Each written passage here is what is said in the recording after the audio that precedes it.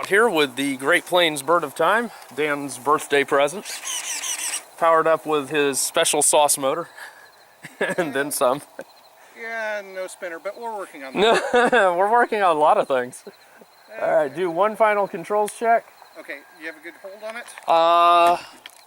Yeah, I do.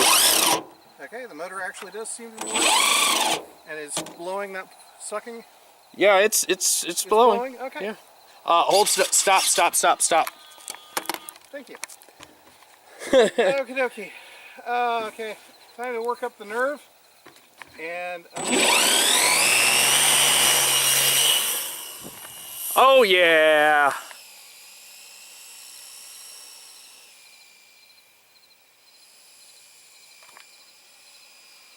okay, now to get the nerve to actually shut off the motor. Get a little more altitude. And I'm pretty much at somewhere between a third and a quarter. I figured you were way back. I'm not stressing this motor at all right now. Oh yeah.